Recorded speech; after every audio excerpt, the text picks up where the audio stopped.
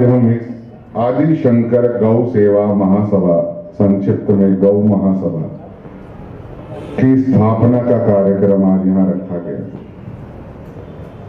सर्वप्रथम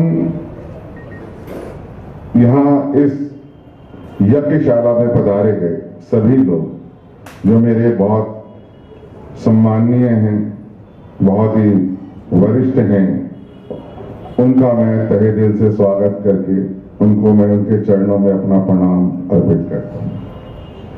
हमारे बीच डॉक्टर अजय भावे जी, सुबह शर्मन जी, डीपी शास्त्री जी, आचार्य मदन जी, स्वामी त्रिभुवनदास महाराज जी लोग और अन्य जितने भी हमारे बीच में लोग आए हैं, उन सभी का मैं तहे दिल से धन्यवाद करता हूं।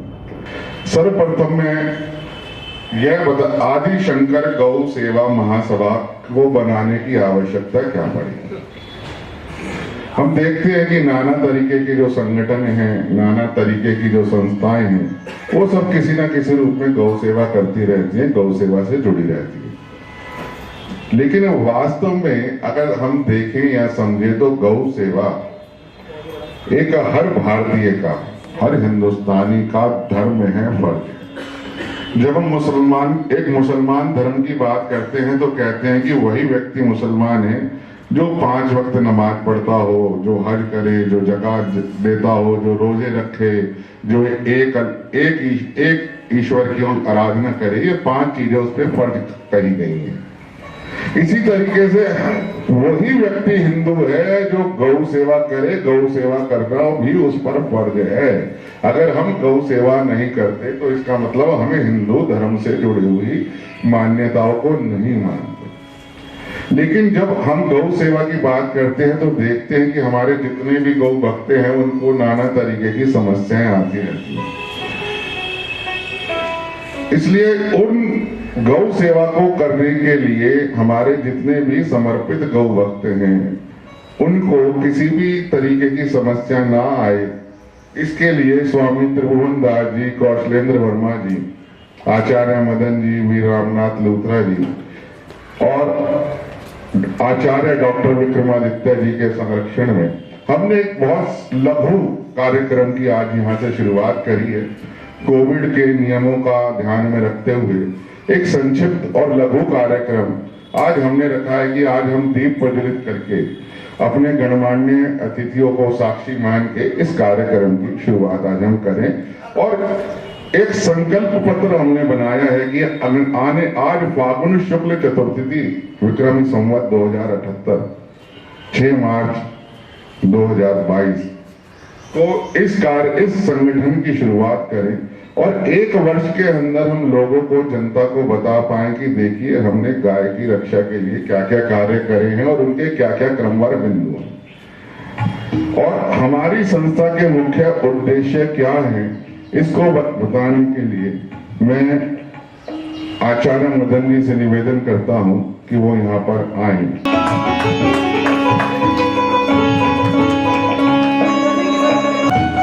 अब मैं आचार्य मदन जी से निवेदन करता हूं कि वो आए और हमारी जो आदि शंकर गौ सेवा महासभा और गौ महासभा का एम और ऑब्जेक्ट यानी कि हमारा जो संकल्प पत्र है उसके बारे में यहाँ सभी पधारे गए गौ भक्तों को उससे अवगत कराएं। मैं चाहूंगा कि हमारे बीच में हमारे आचार्य मदन जी भी उपस्थित हैं।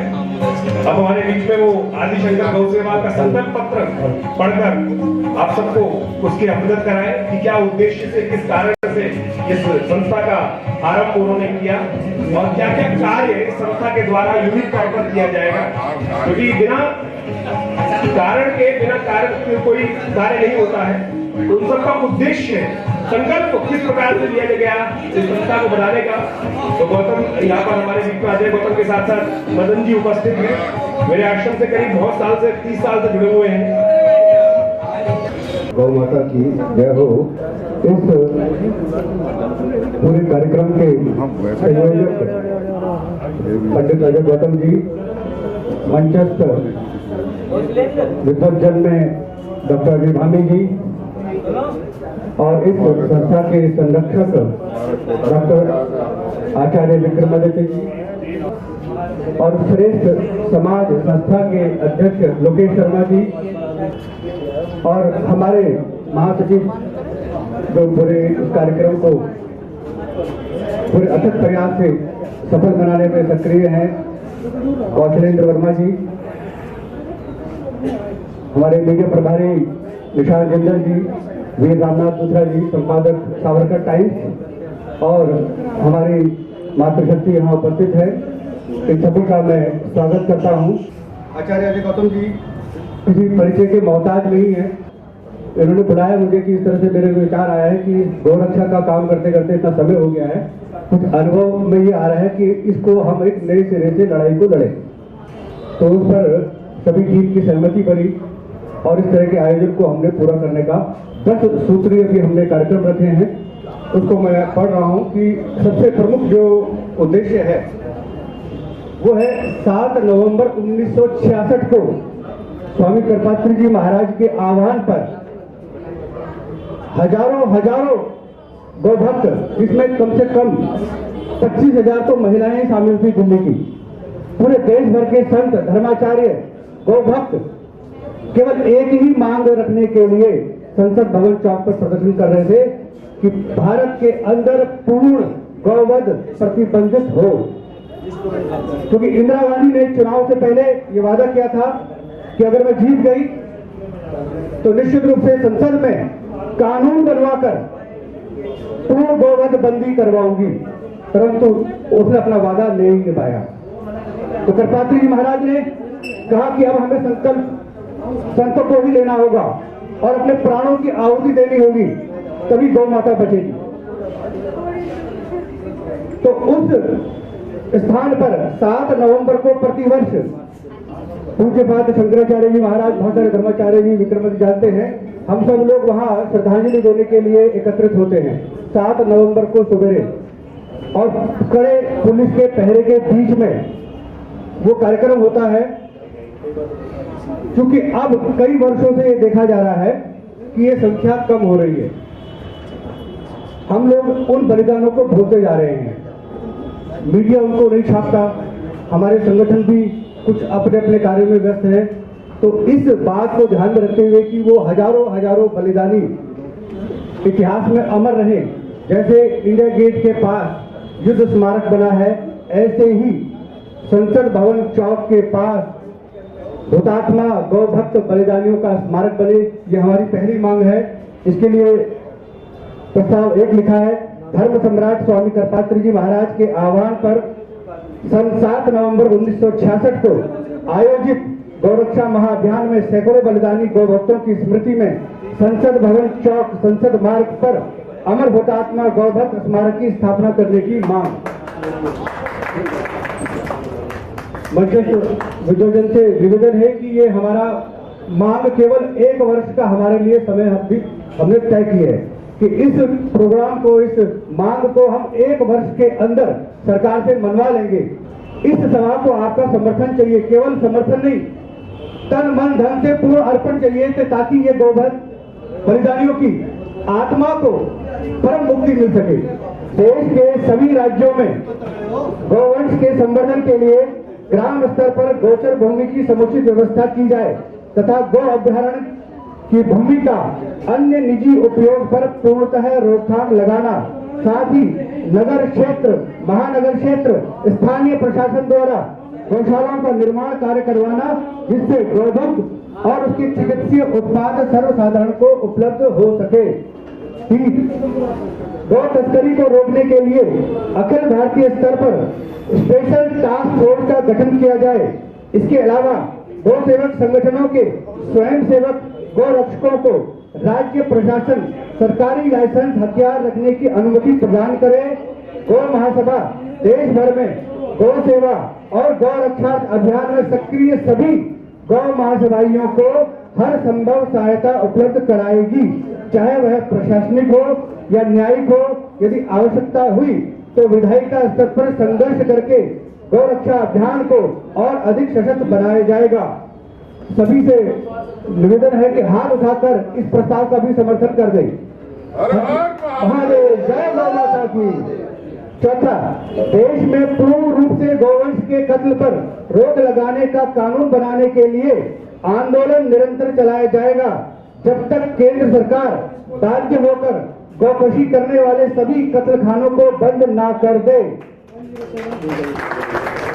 सभी की तालियां, सभी का समर्थन मिलता रहना चाहिए, क्योंकि 14 वर्ष की ऊपर के बैलों की भी कानूनी रूप से लाइसेंस लेकर वध किया जा रहा है। कुछ सर्टिफिकेट झूठे बनाए जाते हैं और गौवंश की हानि हो रही है, इसलिए ये पूर्ण गोवध बंदी होना जरूरी है। पांचवा, गौवंश की प्राकृतिक संपदा को विकृत करने की प्रक्रिया यानी क्रॉस ब्रीड और हाइब्रिड गर्भधारण की कुप्रथा को रोककर गौवंश की शुद्ध भारतीय नस्ल की वृद्धि कराने के लिए गौ महासभा शिविर के माध्यम से जागरूकता अभियान चलाया जाएगा। जय गौ माता।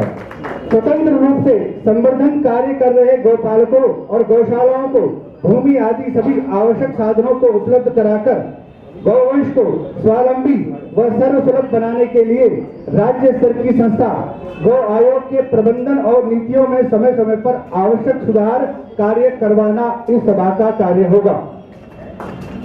सातवां, गौवंश के अस्वस्थ और किसी दुर्घटना में चोटिल होने पर तत्काल चिकित्सा सहायता उपलब्ध कराने हेतु एम्बुलेंस की व्यवस्था ग्राम स्तर तक करवाना, प्रत्येक जिले में पशु चिकित्सालय से अलग से गौवंश चिकित्सा केंद्र की स्थापना करवाना, ये इस सभा का कार्य है। गौ सेवा प्रत्येक सनातन धर्मी हिंदू का मौलिक अधिकार है। इस अधिकार और कर्तव्य पालन के लिए नगरों और महानगरों के निवासी स्वयं अपने हाथों से गौ सेवा और गौ पालन कर सके, इसके लिए स्थानीय प्रशासन और राज्य सरकार द्वारा प्रत्येक गौभक्त को अपने घर में गौ पालन करने की स्वतंत्रता और मौलिक अधिकार प्रदान करवाना इस गौ महासभा का स्थायी कार्य होगा। नौ, राज्य सरकार व केंद्र सरकार स्कूल कॉलेज स्तर पर गौ विज्ञान के नाम से इस विषय को पाठ्यक्रम में अनिवार्य रूप से पढ़ाने की व्यवस्था कराए। इसमें पंचगव्य चिकित्सा का व्यवहारिक प्रशिक्षण सम्मिलित कराया जाएगा। छोटे से स्कूल के बच्चों से लेकर पढ़े लिखे तक गौ के विज्ञान को जब तक नहीं समझेंगे तब तक गौरक्षा के प्रति जो भावना है वो पैदा होना असंभव है। पीढ़ी तो पीढ़ी परंपरा से जो हम गौवंश पालन करते आए हैं, उस पीढ़ी में आज वो परंपरा टूट चुकी है। दूसरी तीसरी जनरेशन पे आकर हम लोग ये भूल चुके हैं कि गौ पालन करना कितना जरूरी है। हम सब लोग डेयरी से दूध मंगाते हैं, पैकेट का दूध पीते हैं, हम ये भूल जाते हैं कि ये दूध कहाँ से आ रहा है। और मैं अजय गौतम जी से विषय मैंने चर्चा की थी कि आप इस बात के प्रमाणित कर लीजिए, चाहे किसी की जांच करवा लीजिए, 1 किलो घी, गाय का घी की बात कर रहा हूँ, 1 किलो घी बनाने के लिए कम से कम 25 लीटर दूध लगता है। 25 लीटर दूध की जो लागत है और उस घी को बनाने की जो लागत है वो लगभग 1800 से 2000 रुपये प्रति लीटर आती है।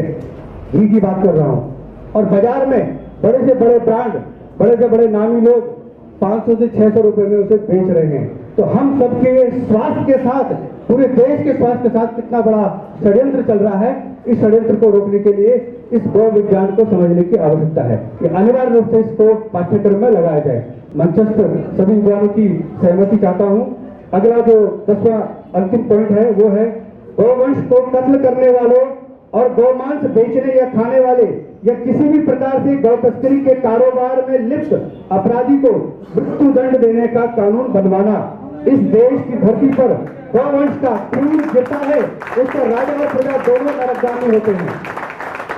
इस देश में शांति, उन्नति, धर्म कभी टिक नहीं सकते जहां गौ हत्या होती है। 1 वर्ष के अंदर इसको जन जन तक पहुंचाने का हमारा संकल्प है। सभी से आशीर्वाद।